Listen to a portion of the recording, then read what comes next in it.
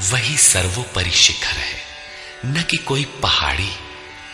वस्तुतः ये सब योग साधना के प्रतीक है, यौगिक शब्द है। पुरोधसांच मुख्यम मां विद्धि पार्थ बृहस्पतिं सेनानीनामहं स्कंदः सरसामस्मि सागरः। पुर की रक्षा करने वाले पुरोहितों में बृहस्पति मुझे ही जान, जिससे दैवी संपत्ति का संचार होता है। और हे पार्थ, सेनापतियों में मैं स्वामी कार्तिकेय हूं।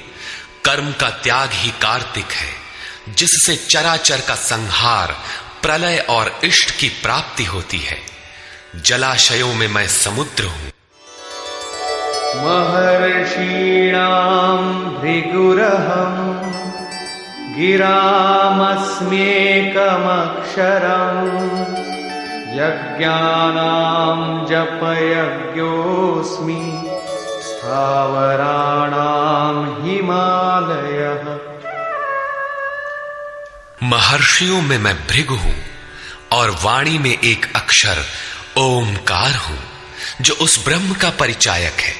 सब प्रकार के यज्ञों में मैं जप यज्ञ हूं। यज्ञ परम में प्रवेश दिला देने वाली आराधना की विधि विशेष का चित्रण है।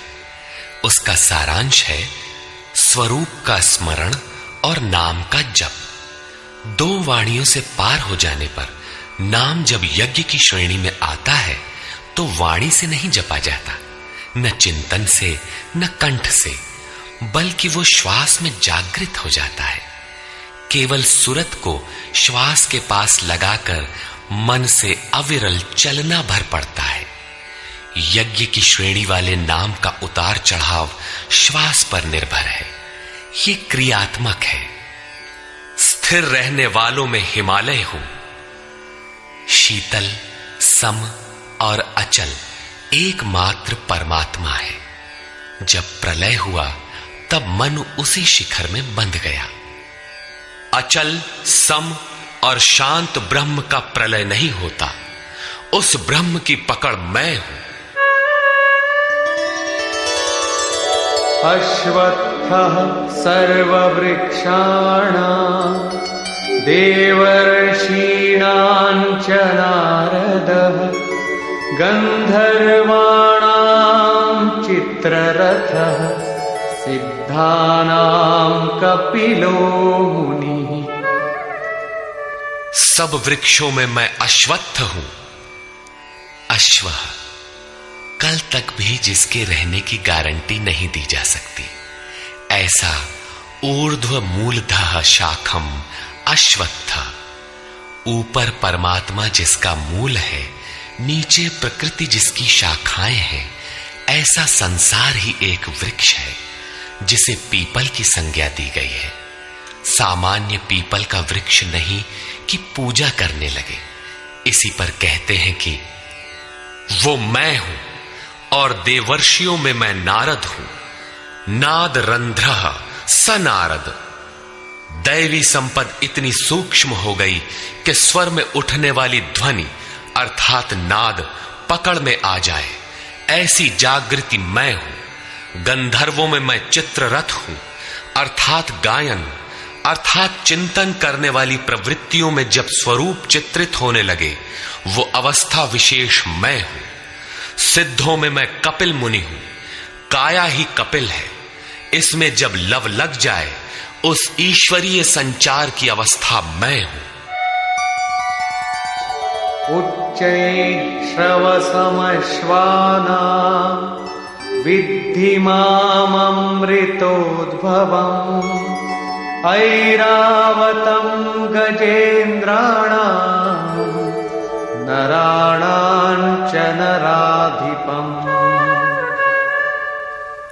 घोड़ों में मैं अमृत से उत्पन्न होने वाला उच्चैः श्रवा नामक घोड़ा हूं। दुनिया में हर वस्तु नाशवान है, आत्मा ही अजर अमर अमृत स्वरूप है। इस अमृत स्वरूप से जिसका संचार है, वो घोड़ा मैं हूं। घोड़ा गति का प्रतीक है। आत्म तत्व को ग्रहण करने में मन जब उधर गति पकड़ता है, घोड़ा है। ऐसी गति मैं हूं। हाथियों में ऐरावत नामक हाथी मैं हूं। मनुष्यों में राजा मुझको जान। वस्तुतः महापुरुष ही राजा है, जिसके पास अभाव नहीं है। आयुधानामहं वज्रं धेनूनामस्मि कामधुक् प्रजनश्चास्मि कन्दर्पः सर्पाणामस्मि वासुकी। शस्त्रों में मैं वज्र हूं, गायों में कामधेनु हूं। कामधेनु कोई ऐसी गाय नहीं है जो दूध के स्थान पर मनचाहा व्यंजन परसती हो। ऋषियों में वशिष्ठ के पास कामधेनु थी। वस्तुतः गो इंद्रियों को कहते हैं। इंद्रियों का संयत होना इष्ट को वश में रखने वाले में पाया जाता है। जिसकी इंद्रियां ईश्वर के अनुरूप स्थिर हो जाती हैं, उसके लिए उसी की इंद्रियां कामधेनु बन जाती है। फिर तो जो इच्छा करी हऊ मन माही, हरि प्रसाद कछु दुर्लभ नाही। उसके लिए कुछ भी दुर्लभ नहीं रहता। प्रजनन करने वालों में नवीन स्थितियों को प्रकट करने वाला मैं हूं। प्रजनन, एक तो लड़का बाहर पैदा किया जाता है। चराचर में रात दिन पैदा ही होते हैं। चूहे चींटी रात दिन करते हैं ऐसा नहीं, बल्कि एक स्थिति से दूसरी स्थिति, इस प्रकार वृत्तियों का परिवर्तन होता है। वो परिवर्तित स्वरूप मैं हूं। सर्पों में मैं वासुकी हूं। अनन्तश्चास्मि नागानां वरुणो यादसामहम् पितॄणामर्यमा चास्मि यमः संयमतामहम्। नागों में मैं अनंत अर्थात शेष नाग हूं। वैसे तो ये कोई सर्प नहीं है। गीता की समकालीन पुस्तक श्रीमद् भागवत में इसके रूप की चर्चा है कि इस पृथ्वी से 30,000 योजन की दूरी पर उस परमात्मा की वैष्णवी शक्ति है, जिसके सिर पर यह पृथ्वी सरसों के दाने की तरह भार रहित टिकी है। उस युग में योजन का पैमाना चाहे जो रहा हो, फिर भी यह पर्याप्त दूर है। वस्तुतः ये आकर्षण शक्ति का चित्रण है। वैज्ञानिकों ने जिसे ईथर माना है। ग्रह उपग्रह सभी उसी शक्ति के आधार पर टिके हैं। उस शून्य में ग्रहों का कोई भार भी नहीं है। वो शक्ति सर्प की कुंडली की तरह सभी ग्रहों को लपेटे है। यही है वो अनंत, जिससे पृथ्वी धारण की जाती है। श्री कृष्ण कहते हैं, ऐसी ईश्वरीय शक्ति मैं हूं। जलचरों में उनका अधिपति वरुण हूं तथा पितरों में अर्यमा हूं। अहिंसा, सत्य, अस्तेय, ब्रह्मचर्य और अपरिग्रह 5 यम हैं। इनके पालन में आने वाले विकारों को काटना अरह है। विकारों के शमन से पितृ अर्थात भूत संस्कार तृप्त होते हैं, निवृत्ति प्रदान कर देते हैं। शासन करने वालों में मैं यमराज हूं अर्थात उपर्युक्त यमों का नियामक हूं।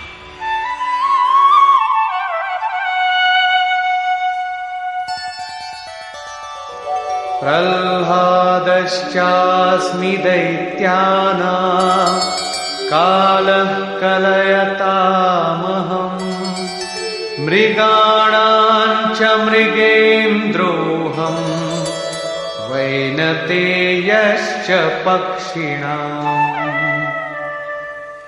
मैं दैत्यों में प्रहलाद हूं।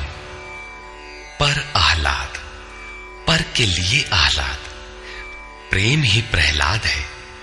आसुरी संपद में रहते हुए ईश्वर के लिए आकर्षण विकलता आरंभ होती है, जिससे परम प्रभु का दिग्दर्शन होता है। ऐसा प्रेमोल्लास मैं हूं। गिनती करने वालों में मैं समय हूं। 1, 2, 3, 4 ऐसी गिनती या क्षण, घड़ी, दिन, पक्ष, मास इत्यादि नहीं, बल्कि ईश्वर के चिंतन में लगा हुआ समय मैं हूं। यहां तक कि जागत में सुमिरन करे, सोवत में लव लाए। अनवरत चिंतन में समय मैं हूं। पशुओं में मृगराज, योगी भी मृधन ग अर्थात योग रूपी जंगल में गमन करने वाला है। तथा पक्षियों में गरुड़ मैं हूं। ज्ञान ही गरुड़ है। जब ईश्वरीय अनुभूति आने लगती है, तब यही मन अपने आराध्य भगवान की सवारी बन जाता है। और जब यही मन संशय से युक्त है, तब सर्प होता है, डसता रहता है, योनियों में फेंकता है। गरुड़ विष्णु की सवारी है। जो सत्ता विश्व में अणु रूप से संचारित है, ज्ञान संयुक्त मन उसे अपने में धारण करता है, उसका वाहक बनता है। श्री कृष्ण कहते हैं, इष्ट को धारण करने वाला मन मैं हूं। पवन पवतामस्मि, राम शस्त्रभृतामहम्, झषाणां मकरश्चास्मि, स्रोतसामस्मि जाह्नवी। पवित्र करने वालों में मैं वायु हूं, शस्त्रधारियों में राम हूं। रमन्ति योगिनः यस्मिन् स रामः। योगी किसमें रमण करते हैं? अनुभव में। ईश्वर इष्ट रूप में जो निर्देशन देता है, योगी उसमें रमण करते हैं। उस जागृति का नाम राम है और वो जागृति मैं हूं। मछलियों में मगर तथा नदियों में गंगा मैं हूं। सर्गाणामादिरन्तश्च मध्यं चैवाहमर्जुन, अध्यात्मविद्या विद्यानां वादः प्रवदतामहम्। हे अर्जुन, सृष्टियों का आदि, अंत और मध्य मैं ही हूं। विद्याओं में अध्यात्म विद्या मैं हूं। जो आत्मा का आधिपत्य दिला दे, वो विद्या मैं हूं। संसार में अधिकांश प्राणी माया के आधिपत्य में है। राग, द्वेष, काल, कर्म, स्वभाव और गुणों से प्रेरित है। इनके आधिपत्य से निकालकर आत्मा के आधिपत्य में ले जाने वाली विद्या मैं हूं, जिसे अध्यात्म विद्या कहते हैं। परस्पर होने वाले विवादों में ब्रह्म चर्चा में जो निर्णायक है, ऐसी वार्ता मैं हूं। शेष निर्णय तो अनिर्णीत होते हैं। अक्षराणामकारोऽस्मि, द्वन्द्व सामासिकस्य च, अहमेवाक्षयः कालो, धाताहं विश्वतो मुखः। मैं अक्षरों में आकार, ओमकार तथा समासों में द्वंद्व नामक समास हूं। अक्षय काल मैं हूं। काल सदैव परिवर्तनशील है, किंतु वो समय जो अक्षय, अजर, अमर परमात्मा में प्रवेश दिलाता है, वो अवस्था मैं हूं।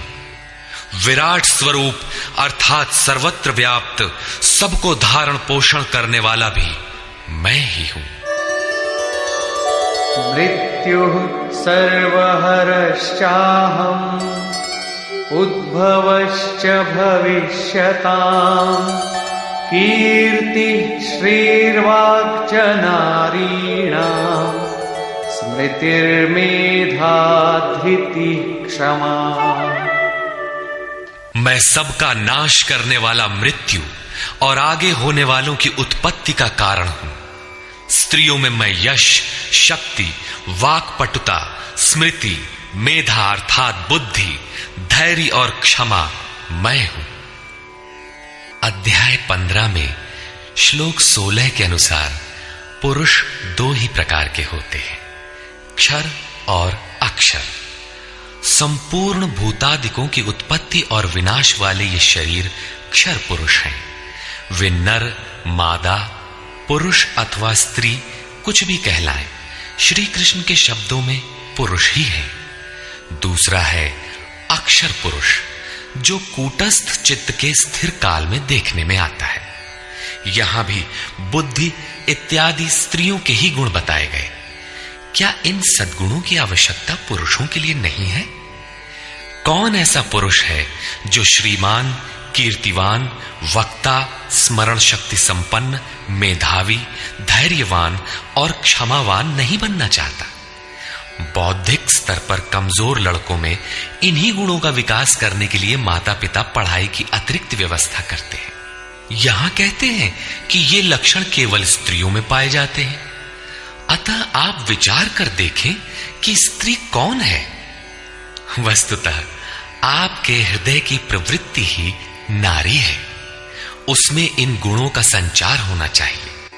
इन गुणों को धारण करना स्त्रीलिंग पुल्लिंग सबके लिए उपयोगी है।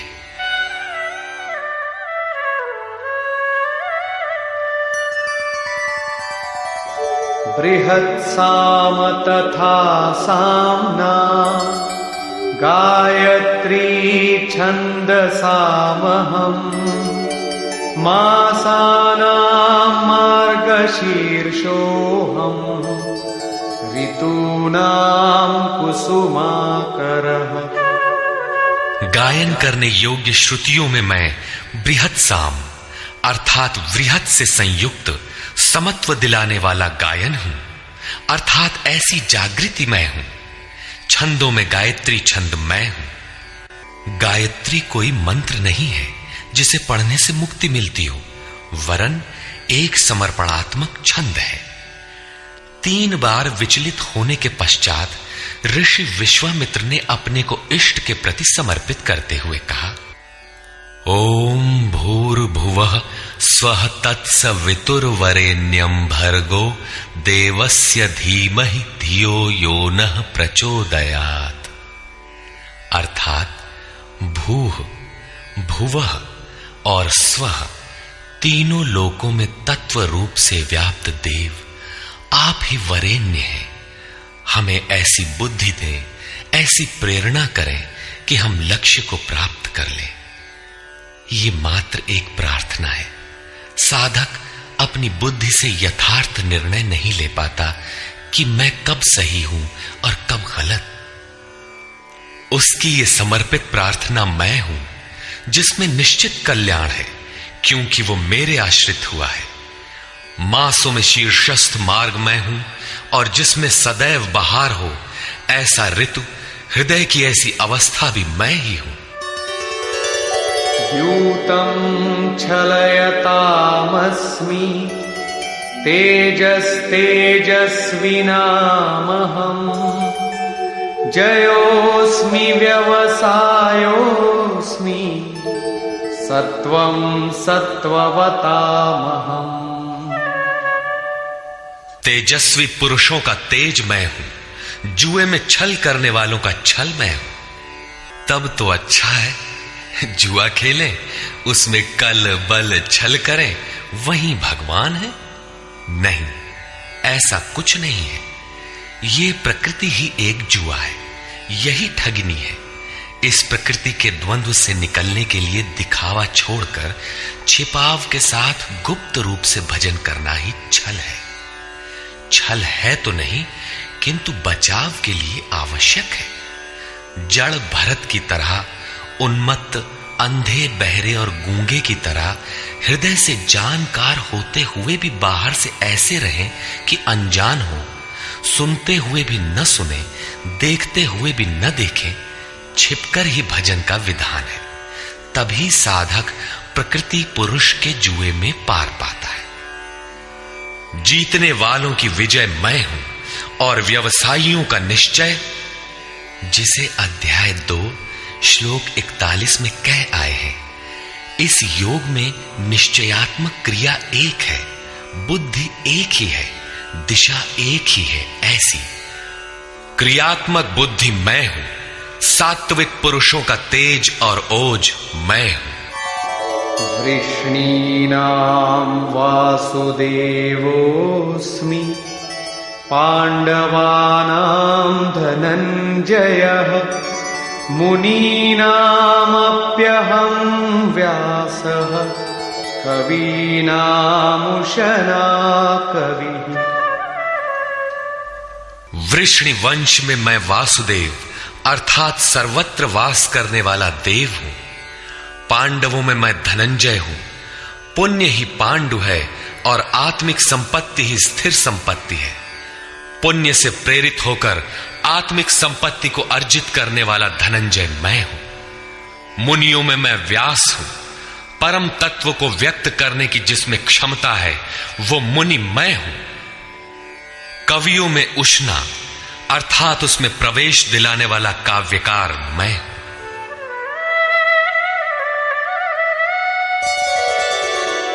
दण्डोदमयतामस्मि नीतिरस्मि जिगीषताम् मौनं चैवास्मि गुह्यानां ज्ञानं ज्ञानवतामहम्। दमन करने वालों में दमन की शक्ति मैं हूं। जीतने की इच्छा वालों की मैं नीति हूं। गुप्त रखने योग्य भावों में मौन हूं और ज्ञानवानों में साक्षात के साथ मिलने वाली जानकारी पूर्ण ज्ञान मैं हूं। यच्चापि सर्वभूतानां बीजं तदहमर्जुन न तदस्ति विना यत्स्यान् मया भूतं चराचरम्। अर्जुन, सब भूतों की उत्पत्ति का कारण भी मैं ही हूं, क्योंकि चर और अचर ऐसा कोई भी भूत नहीं है जो मुझसे रहित हो। मैं सर्वत्र व्याप्त हूं। सब मेरे ही सकाश से है। नान्तोऽस्ति मम दिव्यानां विभूतीनां परन्तप एष तूद्देशतः प्रोक्तो विभूतेर्विस्तरो मया। परंतप अर्जुन, मेरी दिव्य विभूतियों का अंत नहीं है। अपनी विभूतियों का विस्तार तो मैंने संक्षेप से कहा है, वस्तुतः वे अनंत हैं। इस अध्याय में कुछ ही विभूतियों का स्पष्टीकरण किया गया है, क्योंकि अगले ही अध्याय में अर्जुन इन सबको देखना चाहता है, क्योंकि प्रत्यक्ष दर्शन से ही विभूतियां समझ में आती है। विचारधारा समझने के लिए इसी से थोड़ा अर्थ दिया गया। यद्यद्विभूतिमत्सत्त्वम् श्रीमदूर्जितमेव वा तत्तदेवावगच्छत्वम् मम तेजोंशसंभवम्। जो जो भी ऐश्वर्य युक्त, कांति युक्त और शक्ति युक्त वस्तुएं हैं, उनको तू मेरे तेज के एक अंश मात्र से उत्पन्न हुई जान। अथवा बहुनैतेन किं ज्ञातेन तवार्जुन विष्टभ्याहमिदं कृत्स्नम् एकांशेन स्थितो जगत्। अथवा अर्जुन, इस बहुत जानने से तेरा क्या प्रयोजन है?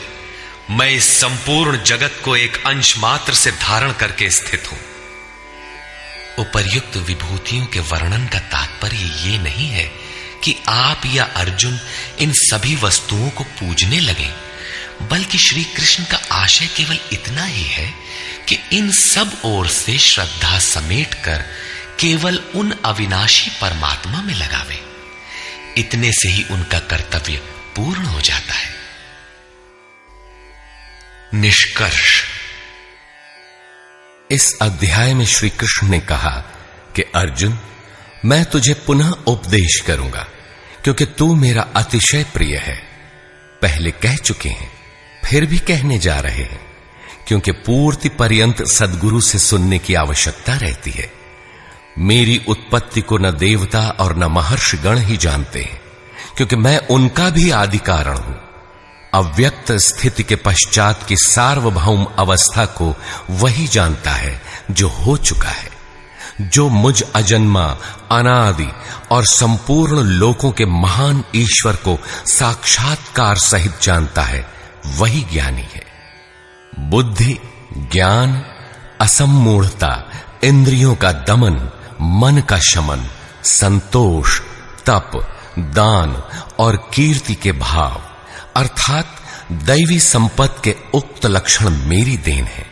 7 महर्षिजन अर्थात योग की 7 भूमिकाएं, उससे भी पहले होने वाले तदनुरूप अंतःकरण, चतुष्टय और इनके अनुकूल मन जो स्वयंभू है, स्वयं रचयिता है, ये सब मुझ में भाव वाले, लगाव और श्रद्धा वाले हैं, जिनकी संसार में संपूर्ण प्रजा है। ये सब मुझसे ही उत्पन्न है, अर्थात साधनामयी प्रवृत्तियां मेरी ही प्रजा हैं। इनकी उत्पत्ति अपने से नहीं, गुरु से होती है। जो उपर्युक्त मेरी विभूतियों को साक्षात जान लेता है, वह निस्संदेह मुझ में एक ही भाव से प्रवेश करने योग्य है।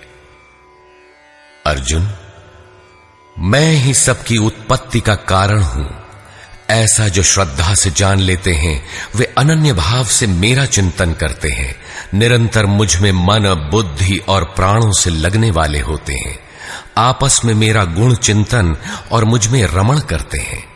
उन निरंतर मुझसे संयुक्त हुए पुरुषों को मैं योग में प्रवेश करने वाली बुद्धि प्रदान करता हूं।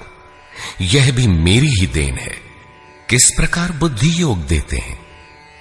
तो अर्जुन, आत्मभावस्थ उनकी आत्मा में जागृत होकर खड़ा हो जाता हूं और उनके हृदय में अज्ञान से उत्पन्न अंधकार को ज्ञान रूपी दीपक से नष्ट करता हूं। अर्जुन ने प्रश्न किया कि भगवान, आप परम पवित्र, सनातन, दिव्य, अनादि और सर्वत्र व्याप्त हैं, ऐसा महर्षिगण कहते हैं, तथा वर्तमान में देवर्षि नारद, देवल, व्यास और आप भी वही कहते हैं। यह सत्य भी है कि आपको न देवता जानते हैं और न दानव, स्वयं आप जिसे जना दें वही जान पाता है। आप ही अपनी विभूतियों को कहने में समर्थ हैं। अतः जनार्दन, आप अपनी विभूतियों को विस्तार से कहिए। पूर्ति पर्यंत इष्ट से सुनते रहने की उत्कंठा बनी रहनी चाहिए। आगे इष्ट के अंतराल में क्या है, उसे साधक क्या जाने। इस पर योगेश्वर श्री कृष्ण ने एक एक करके अपनी प्रमुख विभूतियों का लक्षण संक्षेप में बताया, जिनमें से कुछ तो योग साधन में प्रवेश करने के साथ मिलने वाली अंतरंग विभूतियों का चित्रण है, और शेष कुछ समाज में रिद्धियों सिद्धियों के साथ पाई जाने वाली विभूतियों पर प्रकाश डाला। और अंत में उन्होंने बल देकर कहा, अर्जुन, बहुत कुछ जानने से तेरा क्या प्रयोजन है? इस संसार में जो कुछ भी तेज और ऐश्वर्य युक्त वस्तुएं हैं, वह सब मेरे तेज के अंश मात्र में स्थित हैं। वस्तुतः मेरी विभूतियां अपार हैं। ऐसा कहते हुए योगेश्वर ने इस अध्याय का पटाक्षेप किया। इस अध्याय में श्री कृष्ण ने अपनी विभूतियों की मात्र बौद्धिक जानकारी दी, जिससे अर्जुन की श्रद्धा सब ओर से सिमटकर एक इष्ट में लग जाए। किंतु बंधुओं, सब कुछ सुन लेने और बाल की खाल निकालकर समझ लेने के बाद भी चलकर उसे जानना शेष ही रहता है। यह क्रियात्मक पथ है। संपूर्ण अध्याय में योगेश्वर की विभूतियों का ही वर्णन है।